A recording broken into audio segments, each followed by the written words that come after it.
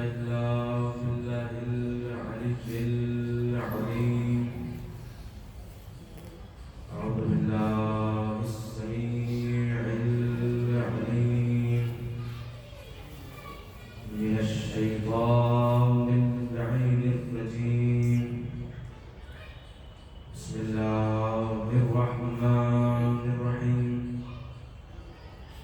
الحمد لله الذي هدانا لهذا وما كنا لنهتدي لولا أن هدانا الله. لقد جاءت رسل ربنا بالحق ثم الصلاة والسلام والتحية والإكرام على سيد أسلم ما في الوجود سر الله في كل موجود نقطة الدائرة الوجود صاحب لواء الحمد والمقام المحمود الخاتم لما سبق والفاتح لمن غلق المؤمن الحق بالحق أبي القاسم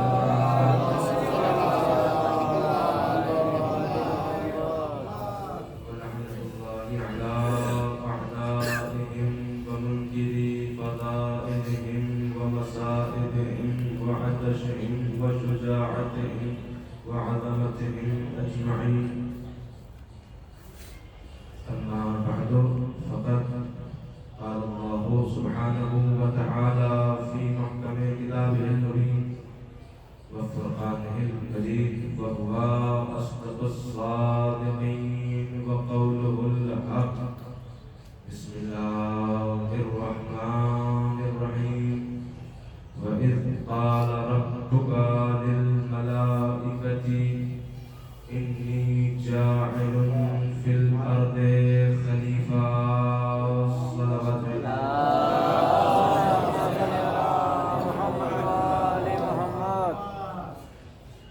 محترم گرامی ناظرین حضرات، اب اس کی ہمارے کی تلاوت کا شرف حاصل ہوا ہے. اس کے ذہن میں چند معلومات پیش کی ہیں. سب سے پہلے ہم سب مل کر اپنے زمانے امام کی صحت و سلامتی کے لیے دعا کرتے ہیں. بسم اللہ الرحمن الرحیم. اللهم كن لولينا حجة بن الحسن صلواتك عليه وعلى آبائه في هذه الساعة وفي كل ساعة وليا وحافظا وقائدا وناصرا ودليلا وعينا حتى تسكنه أرضك طوعا وتمتعه فيها قليلا.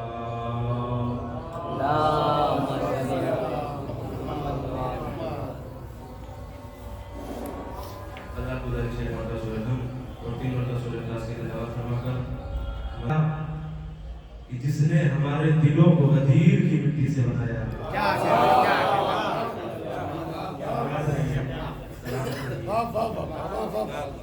ہم شکر ادا کرتے ہیں اس پروردگار عالم کا کہ جس نے ہماری آنکھوں کو کربلا کی مٹی سے بنایا. ہم شکر ادا کرتے ہیں اس پروردگار کا کہ جس نے ہمارے امام کو اس نے خود چنا. سقیفہ میں لوگوں نے نہیں چنا. اب وہی پروردگار عالم جس نے خلیفہ بنایا علی کو، جس نے علی کو خلیفہ منتخب کیا، وہی پروردگار عالم قرآن مجید میں ارشاد فرما رہا ہے. کیا کہہ رہا ہے؟ بسم اللہ الرحمن الرحیم. وَإِذْ قَالَ رَبُّكَ للملائکۃ انی جاعل فی الارض خلیفہ. ارشاد ہو رہا ہے کہ جب تمہارے پروردگار عالم نے فرشتوں سے کہا، کیا کہا کہ انی جاعل فی الارض خلیفہ، کہ میں زمین پر ایک خلیفہ بنانے والا ہوں، میں زمین پر ایک خلیفہ بنانے والا ہوں. تو اس کا مطلب کیا ہوا کہ خلیفہ بنانا اللہ کا کام ہے، لوگوں کا کام نہیں ہے.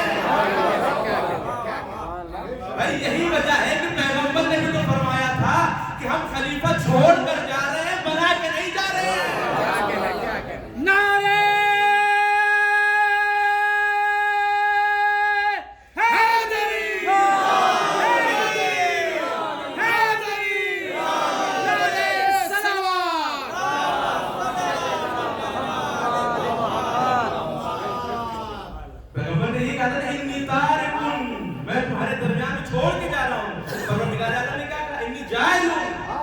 پھر عرض خلیفہ، میں تمہارے لیے زمین پر ایک خلیفہ بنانے والا ہوں.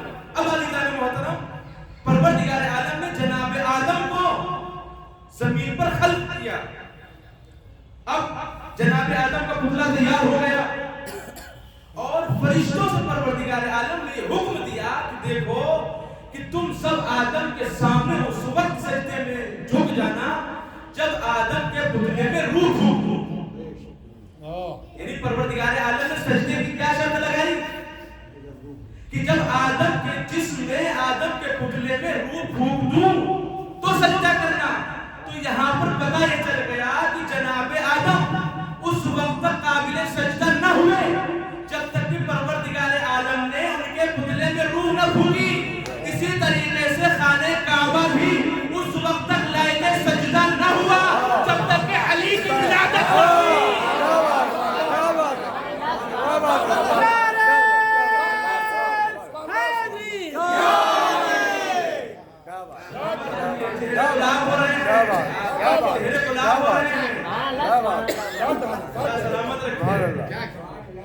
کعبہ بھی اس وقت تک قابل سجدہ نہ ہوا جب تک کہ علی کی ولادت نہ ہوئی.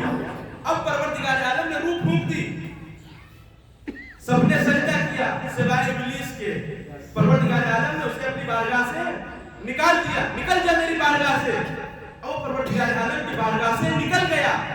اب پروردگار عالم نے کہا اے آدم و حوا، جاؤ جنت میں آرام سے رہو، جو دل چاہے وہ کھاؤ، جیسے دل چاہے ویسے رہو، جہاں دل چاہے وہاں جاؤ. لیکن یہ خیال رہے، لیکن یہ یاد رہے کہ ایک درخت کے پاس میں نہ جانا جو گندم کا درخت ہے، جو گندم کا درخت ہے اس کے پاس میں نہ جانا. اب جناب آدم و حوا کی کوشش یہ ہے، ان کی تلاش یہ ہے، ان کی سعی یہ ہے کہ اس درخت کے پاس میں نہ جائیں جو درخت منہی عنہ ہے، جس کے بعد پروردگار عالم نے جانے سے روکا ہے. اب لیکن شیطان کا کام کیا ہے؟ شیطان کا کام ہے وسوسہ ایجاد کرنا، شیطان کا کام ہے بہکانا، شیطان کا کام ہے گمراہ کرنا. اب شیطان آیا جناب آدم و حوا کے پاس میں، ہماری طرف متوجہ رہیے، ہماری طرف ایک سوال ہے کہ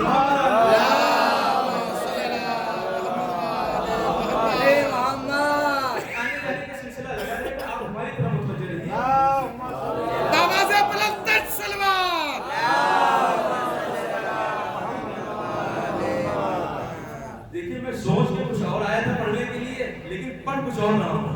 کیوں؟ اس لیے کہ میں نے آپ کا جو جذبہ دیکھا، آپ کو شوق دیکھا، بچہ جو پڑھ رہا تھا شاہ آپ کو خوشحال ہو رہے تو ہم نے کہا موضوع چینج کر دیا جائے. پڑھا کچھ اور، میں سوچ کے کچھ اور آیا تھا لیکن پڑھ کچھ اور نہ ہو. آپ کی ذوق سماج کی وجہ سے ایک سوال بھی محمد والا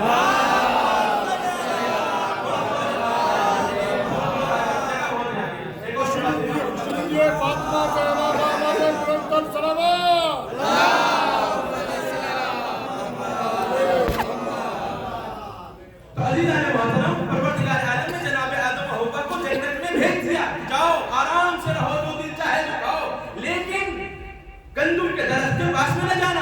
اب ان کی کوشش یہ ہے کہ گندم کے درخت کے پاس میں نہ جائیں، لیکن شیطان کا کام یہ ہے کہ بہکائے، شیطان کا کام یہ ہے گمراہ کرے. اب شیطان جناب آدم و حوا کے پاس میں آتا ہے، کہتا ہے اے آدم آپ گندم کھا لیجئے. جناب آدم نے انکار کر دیا. جناب آدم نے منع کر دیا کہ ہم نہیں کھائیں گے. شیطان دلیل پیش کرتا ہے کیوں نہیں کھاؤ گے؟ کہا کہ اللہ نے منع کیا ہے کہ درخت کے پاس نہ جانا.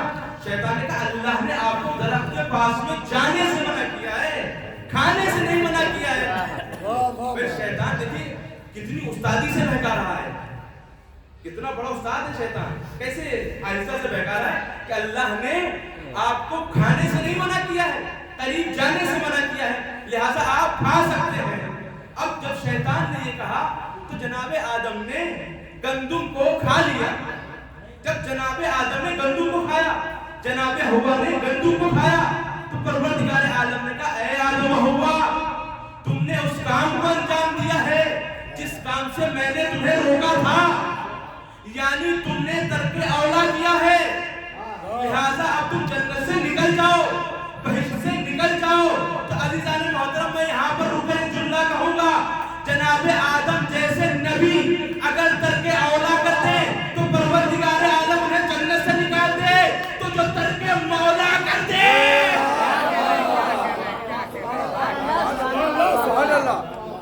صلوات بھیج دیے محمد.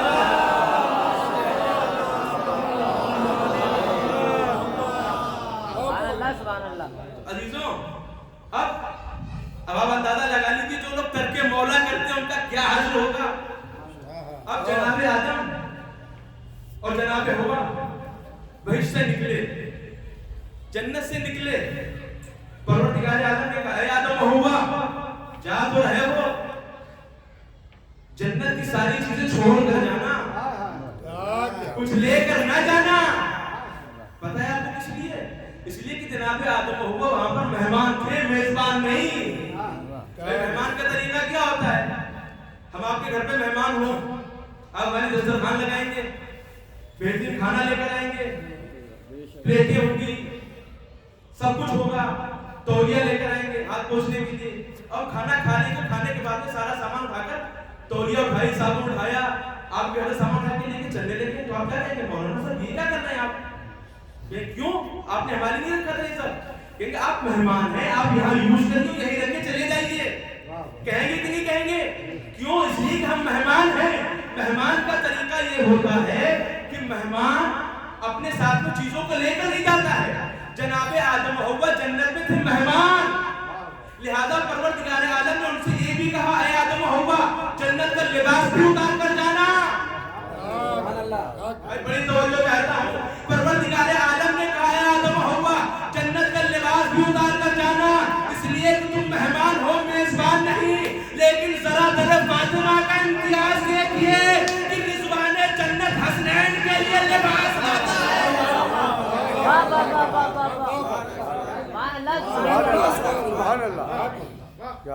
حسنین کے لیے جنت سے لباس آ رہا ہے. پتہ ہے کیوں آ رہا ہے؟ اس وجہ سے چونکہ وہ خود جوانان جنت کے سردار ہیں. جو جنت کے جوانوں کا سردار ہو وہ میزبان ہوتا ہے, مہمان نہیں. ایک صلوات بھیجیے محمد.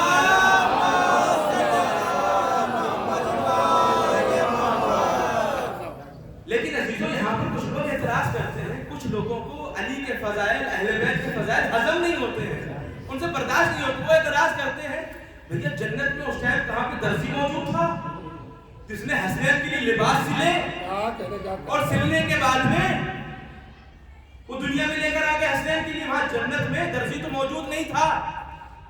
تو اس اعتراض کا جواب شاعر نے اپنے شعر میں بہت ہی بہترین انداز میں دیا ہے, بطور خاص آپ کی سوالوں کے حوالے کہ بغض میں حسنین کے کہتا ہے ہم سے معترض, بغض میں حسنین کے کہتا ہے ہم سے معترض, خلد میں درزی نہ تھے کپڑے کہاں سے آ گئے. بغض میں حسنین کے کہتا ہے ہم سے معترض, خلد میں درزی نہ تھے کپڑے کہاں سے آ گئے. ارے عرش سے دمبے کے آنے کو بتاتا ہے بجا, ارے جب نہ تھے درزی تو چرواہے کہاں سے آ گئے.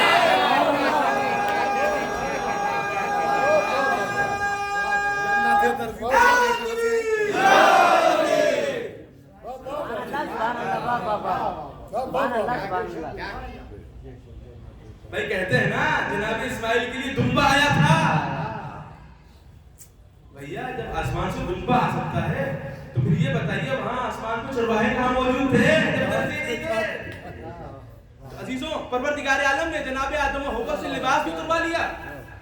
اب جناب آدم و حوا آئے روئے زمین پر دنیا میں ہے, انہوں نے انجیر کے درخت کے پتوں سے اپنی تنپوشی کی. کس درخت کے پتوں سے؟ انجیر کے. انجیر کھائی ہوگی آپ نے. انجیر کے درخت کے پتوں سے اپنی تنپوشی کی. پروردگار عالم نے حکم دیا چونکہ ہمارے نبی نے اس درخت کے پتوں سے اپنی تنپوشی کی, اس درخت کو جنتی قرار دیا جائے. تو پھر مجھے کہنے دیجئے اگر آدم جیسا نبی ایک درخت کے پتوں سے اپنی تنپوشی کرے تو پروردگار عالم اسے جنتی قرار دے دیتا ہے, تو فخر آدم جس کی آغوش میں پروان چڑھے.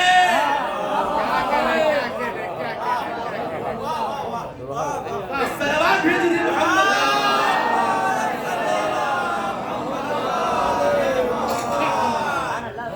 جناب ابو طالب سے بغض رکھتے ہیں نا,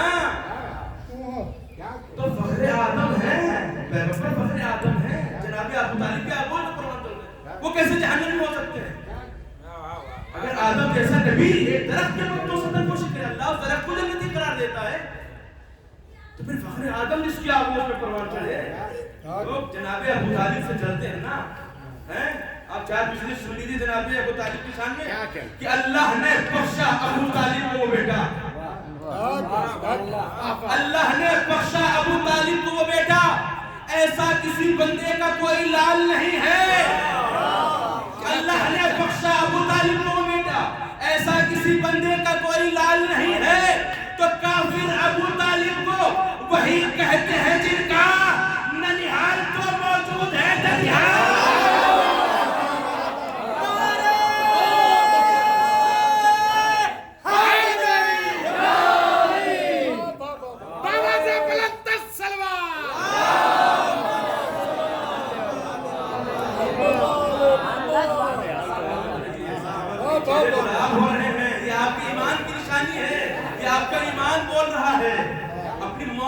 دعا کیجئے, یہ روایتوں میں ہے, جب اہل بیت کی فضائل سن کر خوش ہوئیے اور آپ کا جذبہ, آپ کا جوش جگ جائے. حق میں دعا کیجئے کہ ماں باپ نے امانت میں خیانت نہیں کی ہے, ان کے حق میں دعا کیجئے. تو عزیزان محترم, اب جناب آدم و حوا زمین پر آئے, انہوں نے تبلیغ کی, خوب تبلیغ کی. اس کے بعد میں جناب نوح آئے, انہوں نے بھی خوب تبلیغ کی. 950 برس جناب نوح نے تبلیغ کی. ٹوٹل 80 لوگ ایمان لے کر آئے. کتنے لوگ؟ 80 لوگ ایمان لے کر آئے.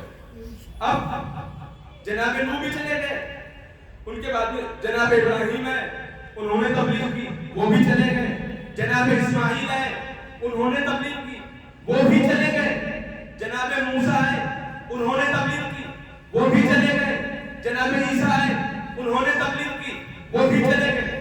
یہاں تک کہ ہمارے اور آپ کے آخری پیغمبر اعظم ختم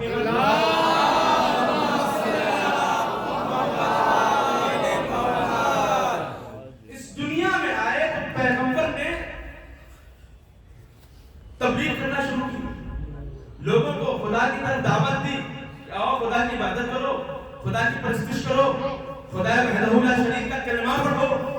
پیغمبر نے خوب دین کی دعوت کی, یہاں تک کہ جب پیغمبر کا بعثت کا وقت آیا تو پیغمبر نے دست دعا بلند کی, اے میرے معبود, اے میرے پروردگار, میرے لیے میرے ایک جانشین قرار دے. اے میرے معبود, میرے ایک ہمدم قرار دے, میرے ایک مونس, ایک مددگار, ایک یاور قرار دے.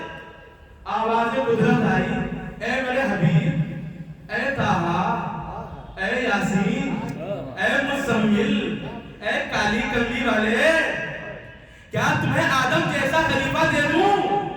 تو عجب نہیں آواز آئے, عجب نہیں پیغمبر آواز دے, اے میرے معبود, اے میرے پروردگار, مجھے آدم جیسا خلیفہ نہیں چاہیے کہ جسے جنت سے نکال دیا جائے, بلکہ مجھے تو ایسا خلیفہ چاہیے کہ جس کے بیٹے جوانان جنت کے سردار ہو.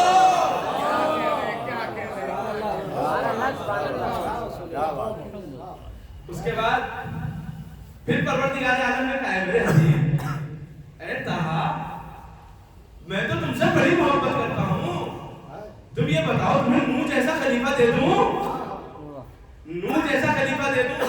جب نہیں پیغمبر پھر آواز دے، اے میرے معبود، اے میرے پروردگار، مجھے نوح جیسا خلیفہ نہیں چاہیے کہ جب وہ زخمی ہو جائیں لوگوں کے ظلم و ستم سے تو جبرائیل کے پروں کے محتاج ہو جائیں، بلکہ مجھے تو ایسا خلیفہ چاہیے کہ جس کے بیٹے کے کہوانے سے فردوس اپنے آپ کو بس کر دے۔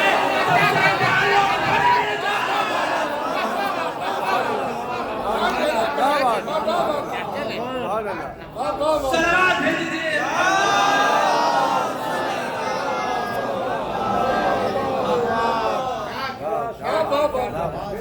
قدرت آئی، اے میرے حبیب، اے طہا، آپ سے بڑی محبت ہے، بتاؤ ابراہیم جیسا خلیفہ دے دوں؟ ابراہیم جیسا خلیفہ دے دوں؟ جب نہیں پیغمبر پھر آواز دے، اے میرے معبود، اے میرے پروردگار، مجھے ابراہیم جیسا خلیفہ نہیں چاہیے۔ کیسا خلیفہ چاہیے؟ کیوں نہیں چاہیے؟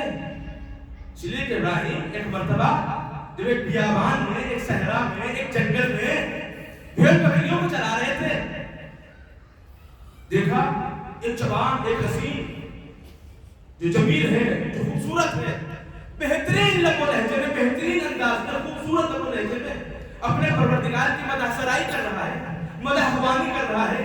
سبوح قدوس رب الملائکۃ والروح۔ بھائی دیکھیں، جس کو جس سے عشق ہوتا ہے اس کو اس کا نام سننے میں کچھ زیادہ ہی مزہ آتا ہے۔ بھائی جناب ابراہیم کا لقب ہے خلیل اللہ، اللہ کے خلیل، اللہ کے دوست، اللہ کے فرینڈ۔ جناب ابراہیم ہے کہ نہیں؟ خلیل اللہ کا لقب ہے۔ بھائی ہر انسان اپنے دوست کا نام سننا پسند کرتا ہے۔ جناب ابراہیم آگے بڑھے، آگے بڑھنے کے بعد میں کہتے ہیں، اے جوان، اے بھائی، مجھے آپ کا لب و لہجہ بڑا پسند آیا، ایک مرتبہ اور میرے پروردگار کی مدح خوانی کر دو۔ یہ جو بھیڑ بکریاں ہیں، یہ جو غلہ ہے ہمارے پاس، یہ آدھی بھیڑ بکریاں آپ کے حوالے۔ آنے والے جوان نے بہترین لب و لہجے میں پروردگار عالم کی مدح سرائی کی۔ سبوح قدوس رب الملائکۃ والروح۔ جناب ابراہیم نے کہا، اے بھائی یہ آدھا غلہ آپ کا ہو گیا۔ پھر اس کے بعد جناب ابراہیم کہتے ہیں، بھائی ایک مرتبہ اور ہمارے پروردگار کی مدح خوانی کر دو، جو باقی بھیڑ بکریاں بچی ہیں یہ کیا کریں گے؟ یہ بھی آپ کے نام، یہ بھی آپ کے حوالے۔ کہا ٹھیک ہے کوئی بات۔ پھر آنے والے جوان نے بہترین لب و لہجے میں سبوح قدوس رب الملائکۃ والروح۔ اب جناب ابراہیم کا دل اور زیادہ تڑپا کہ اور زیادہ اپنے پروردگار کا نام سنوں۔ اب جناب ابراہیم نے کہا، بھائی دیکھو یہ بھیڑ بکریاں آپ کی ہو گئی، لیکن ان کا چرانے والا بھی تو کوئی ہونا چاہیے، ان کا چرواہا بھی تو کوئی ہونا چاہیے۔ کہا ایک مرتبہ اور ہمارے پروردگار کی مدح سرائی کر دو، مدح خوانی کر دو، ہم آپ کے چرواہے بن جائیں گے۔ آنے والے جوان نے بہترین لب و لہجے میں پڑھنا شروع کیا، سبوح قدوس رب الملائکۃ والروح۔ اب آنے والے جوان نے کہا، اے ابراہیم، آپ امتحان میں کامیاب ہو گئے، نہ آپ کی بھیڑ بکری چاہیے، نہ آپ کی مجھے ضرورت کہ آپ ہمارے چرواہے بنے۔ جناب ابراہیم نے کہا، بھائی یہ بتاؤ امتحان کیسا اور کامیابی کیسی؟ پروردگار عالم نے مجھے بھیجا تھا، میں ہوں جبرائیل۔ جناب ابراہیم جبرائیل کو پہچان نہ سکے۔ جناب جبرائیل نے کہا، اے ابراہیم، پروردگار عالم نے مجھے بھیجا تھا کہ میں پروردگار کی مدح سرائی کروں اور تمہارا امتحان بولے۔ وہ دیکھنا یہ چاہ رہا تھا کہ تمہارے دل میں مال کی محبت زیادہ ہے یا اللہ کی محبت زیادہ ہے۔ تم نے اللہ کے نام پہ اپنا سارا مال دے دیا تو تم امتحان میں کامیاب ہو گئے، تو پتہ چل گیا جس سے محبت ہوتی ہے اس کے نام پر لٹانے میں کچھ مزہ ہی الگ آتا ہے۔ اب دنیا ہم سے اعتراض نہ کرے، حسین کے نام پر اتنا تبرک کیوں تقسیم کرتے ہو؟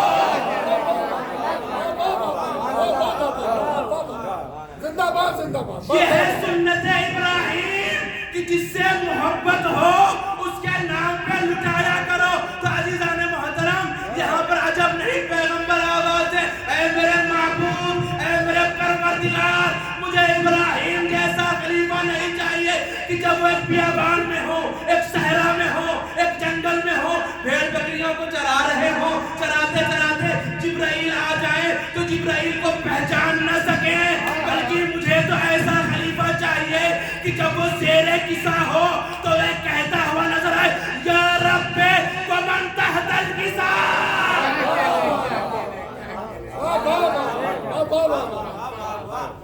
اے میرے پروردگار جبرائیل یہ کہتے ہوئے نظر آئے میرے پروردگار یہ بتا دے چادر کے نیچے ہے کون؟ وہ ابراہیم تھے کہ جبرائیل کو نہ پہچان سکے یہ جبرائیل ہیں جو زیر کسا کو نہیں پہچان پاتے. صلوات بھیجیے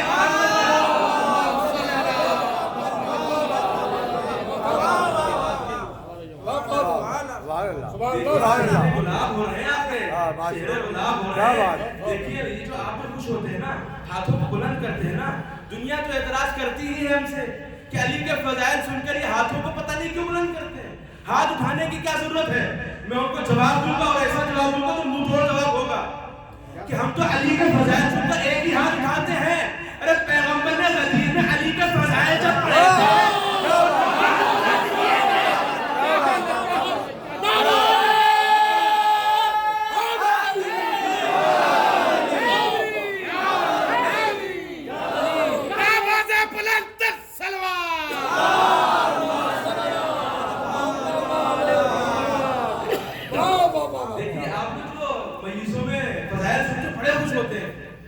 حیدر حیدر کا نعرہ لگاتے ہیں علی حق کا نعرہ لگاتے ہیں علی علی کے نعرے لگاتے ہیں. بڑی فضیلت ہے بڑی فضیلت ہے.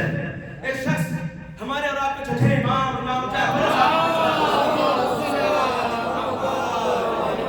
ذرا سا اپنی بھی فضیلت سن لیجیے. آپ جو نعرے لگاتے ہیں کتنی فضیلت ہے آپ کی. آتا ہے آنے کے بعد میں کہتا ہے مولا کچھ سوال پوچھتا ہے کچھ مسئلہ پوچھتا ہے کہتا ہے مولا کچھ فضیلت بتائیے شروع کی. مولا نے کہا کہ دیکھو اس دنیا میں جن جن کو ہمارا نام یاد ہے ہم اہل بیت کا نام یاد ہے وہ سب جنتی ہیں اور جنہیں ہمارا نام نہیں یاد ہے وہ سب جہنمی ہیں. کچھ لوگ نہیں پہنچ پائے. سناٹا ہو گیا خاموشی چھائی ہے لیکن اس سناٹے کو ختم کرنا ہے اس خاموشی کو توڑنا ہے. مولا نے کہا جس کو ہمارا نام یاد ہوگا وہ جنتی جس کو ہمارا نام نہیں یاد ہوگا وہ جہنمی. وہ چاہنے والا بڑا عقل مند تھا بڑا ہوشیار تھا. اس نے کہا مولا آپ کا نام تو آپ کے دشمنوں کو بھی یاد ہے.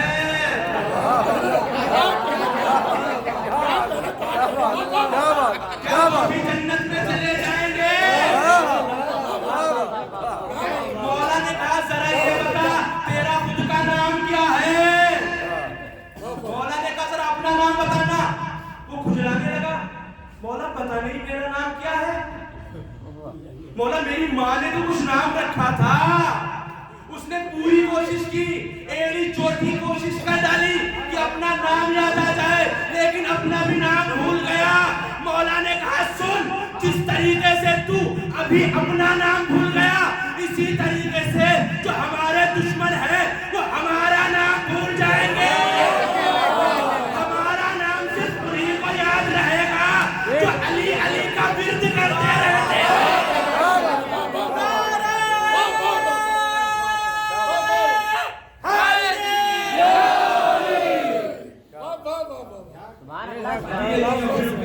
انہیں کو اہل بیت کا نام یاد رہے گا. ایک صلوات ہے دیجیے.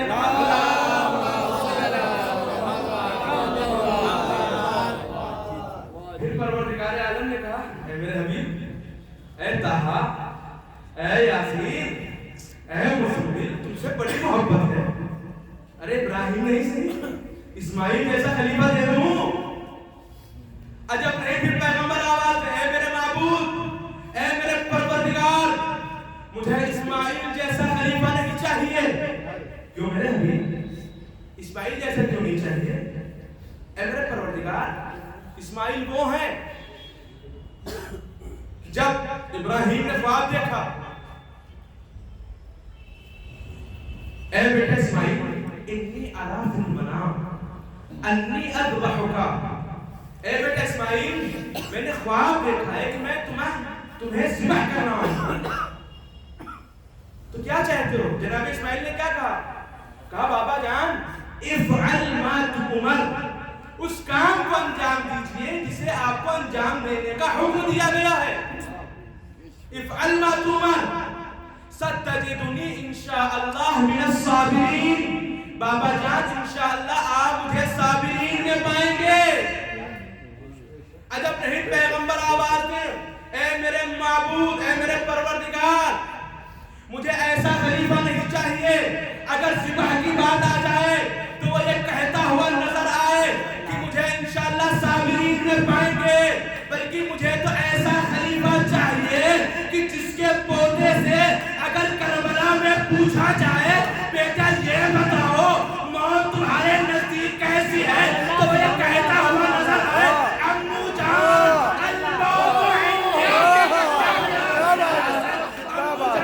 موت ہمارے نزدیک شہد سے زیادہ چیز ہے.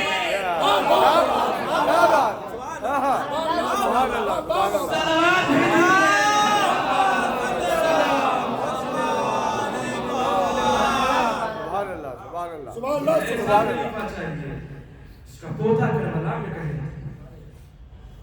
الموت عندي احلى من الاسد، پھر آوازیں بدلتا ہے، اے میرے حبیب کیا تمہیں موسیٰ جیسا خلیفہ دے دوں؟ عجب نہیں پیغمبر پھر آواز دے، اے میرے معبود، اے میرے پروردگار، مجھے موسیٰ جیسا خلیفہ نہیں چاہیے کہ اگر وہ عصا کو پھینکے تو اژدہا بن جائے، جب اژدہا بن جائے تو اٹھاتے ہوئے ڈرے، بلکہ مجھے تو ایسا خلیفہ چاہیے کہ جس کی 3 دن کی کمسنی ہو، کلے ازدر کے 2 ٹکڑے ہو.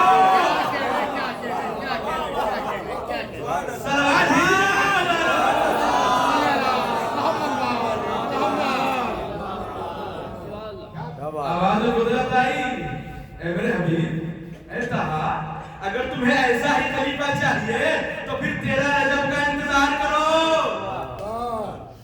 اب 13 رجب آئی، بیوی جناب فاطمہ بنت اسد سلام اللہ علیہا اپنے گھر سے نکلی، خانہ کعبہ کے پاس میں آئی. اب خانہ کعبہ کے پاس میں کھڑی ہو کر دعا کرتی ہیں، دست دعا بلند کرتی ہیں، اے میرے معبود، اے میرے پروردگار، میں تجھ پر ایمان لائی، میں تیرے رسول پر ایمان لائی، میں اس بچے کے اوپر ایمان لائی جو میرے بطن میں ہے، اے میرے پروردگار میری مشکل کو آسان فرما. بی بی نے دعا کی، ادھر دعا پوری ہوئی، خانہ کعبہ کی دیوار شق ہوئی، بی بی خانہ کعبہ کے اندر تشریف لے گئی. میں دست ادب جوڑ کر عرض کروں گا، اے بی بی، اے شہزادی، ارے پھٹتی ہوئی دیوار اگر کوئی مرد بھی دیکھ لے تو ڈر کے بھگ جاتا ہے. ارے آپ تو عورت ہیں، آپ تو خاتون ہیں، عورتوں کا دل تو بڑا نازک ہوتا ہے، عورتوں کا دل تو بڑا نرم ہوتا ہے. آپ ڈری کیوں نہیں، آپ بھگی کیوں نہیں؟ عجب نہیں بی بی آواز دے، ارے تجھے کیا پتا میں کسی فرار کی ماں نہیں.